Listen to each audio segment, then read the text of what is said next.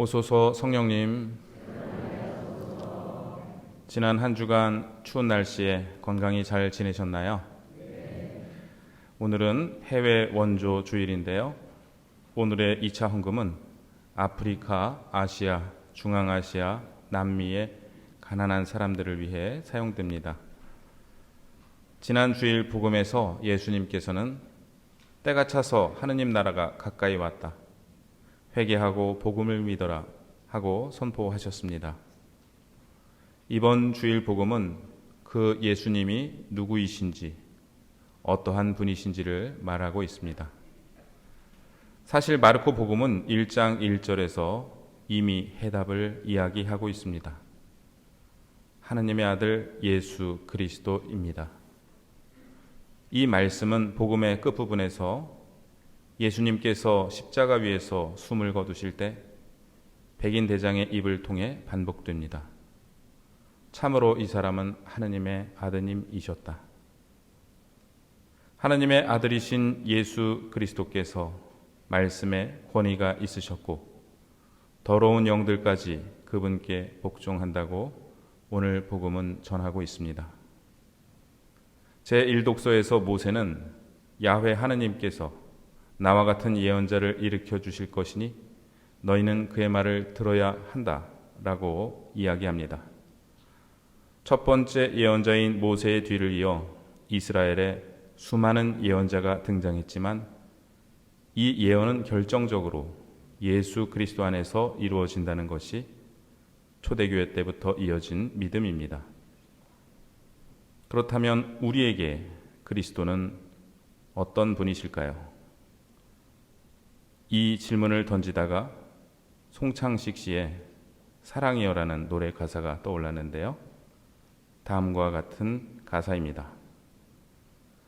당신은 누구시길래 이렇게 내 마음 깊은 거기에 찾아와 어느새 촛불 하나 이렇게 밝혀놓으셨나요? 어느 빛, 어느 바람이 이렇게 당신이 흘려넣으신 물처럼 조용히 속삭이듯 이렇게 영원할 수 있나요? 언젠가 어느 곳에선가 한 번은 올 것 같던 순간, 가슴속에 항상 혼자 예감하던 그 순간, 단 한 번 미소에 터져버린 내 영혼, 사랑이야, 사랑이야. 어느 때 예수님은 우리의 어려움을 해결해 주시고 우리가 바라는 것을 이루어 주시는 분으로 다가옵니다.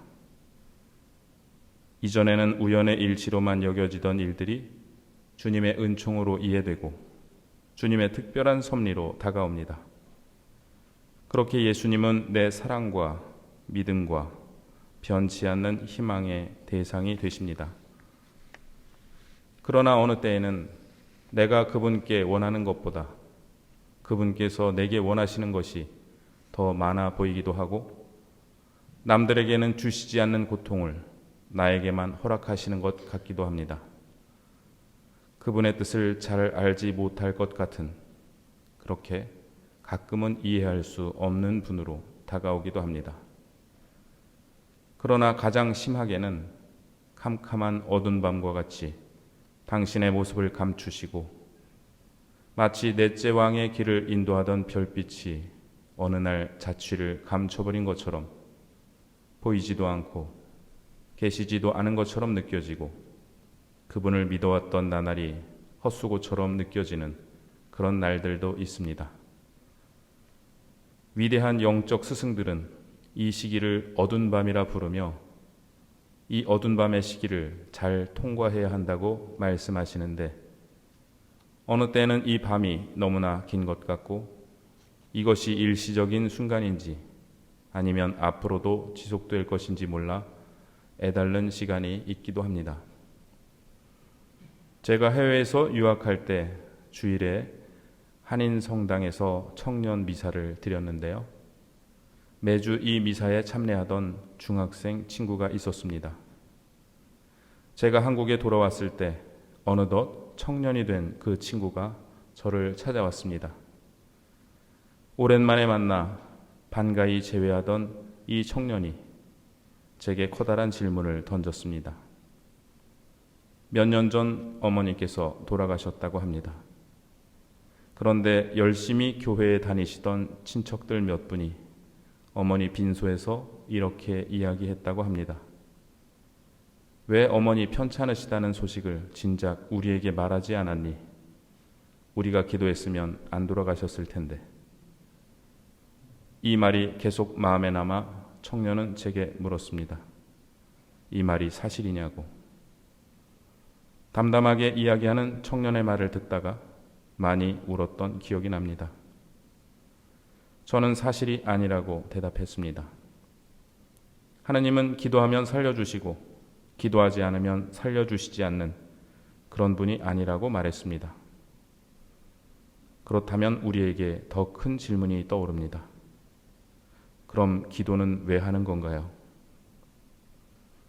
지난달 25일 성탄절 새벽에 서울의 한 아파트에서 불이 났습니다. 3층에서 시작된 불이 빠르게 번지자 바로 위층에 살던 일가족이 4층에서 뛰어내렸습니다. 엄마는 2살 된 큰딸을 재활용 쓰레기 더미 위에 던지고 자신도 그 위로 몸을 던졌습니다.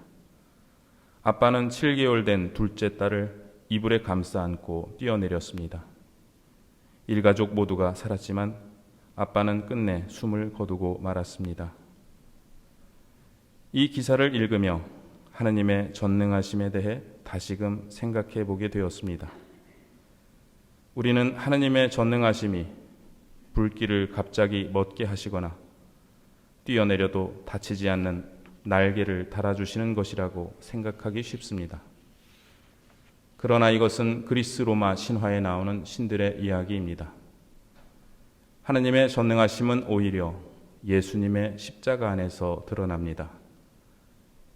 인간을 너무나 사랑하시기에 무슨 일이든 하실 수 있으신 예수님처럼 가족을 너무나 사랑하기에 무슨 일이든 할 수 있는, 어쩌면 자신이 살 수도 있었겠지만 딸을 구하기 위해 온몸으로 딸을 감싸 안고 자신의 몸을 던지는 그 사랑과 희생이 하느님의 전능하심을 반영합니다. 그 사랑으로 하느님은 인간이 되셨고 십자가에서 당신 몸을 내어주셨고 우리는 이 미사 때 그분의 몸을 영하고 있습니다. 우리는 하느님께 기도드립니다. 그분께서 모르고 계신 혹은 잊고 계신 내 처지를 알려드리거나 그분을 설득하기 위해서가 아니라 당신의 뜻을 알아듣기 위해 당신 사랑 안에 하나 되기 위해 기도하고 이 세상에서뿐만 아니라 저 세상에서도 지속되고 있는 그분의 전능하심에 우리와 우리가 사랑하는 이들을 맡겨드리기 위해 기도합니다. 예수님께서는 오늘 복음에서 더러운 영을 쫓아내십니다. 우리가 악에 의해 지배되지 않도록, 절망에 빠지지 않도록, 어둠의 세력에 굴복하는 일이 없도록 오늘도 그 일을 계속하고 계십니다. 2019년에 프란치스코 교황님에 의해 성인품에 오르신 존 헨리 뉴먼 추기경님의 말씀을 인용해 드리겠습니다. 하느님께서 나를 창조하심은 나에게 특별한 봉사를 맡기기 위함입니다. 다른 누구에게도 맡기지 않으신 어떤 일을 나에게 맡기셨습니다. 나에게 주신 사명이 있습니다. 그것이 무엇인지 현세에서는 알지 못할 수도 있지만 내세에서는 내게 말씀해 주실 것입니다. 하느님께서는 까닭 없이 나를 창조하지 않으셨습니다. 그러므로 나는 그분을 신뢰합니다. 내가 뭐가 되든 어디에 있든 나는 버려지지 않습니다. 내가 병중에 있다면 나의 병이 그분을 섬길 것입니다. 혼란 가운데 있다면 나의 혼란이 그분을 섬길 것입니다. 내가 슬픔 중에 있다면 나의 슬픔이 그분을 섬길 것입니다. 그분은 어떤 일도 헛되이 하시지 않습니다. 그분은 당신이 하시는 일을 잘 알고 계십니다. 내 친구들을 데려가실 수도 있습니다. 낯선 이들 가운데 나를 내던지실 수도 있습니다.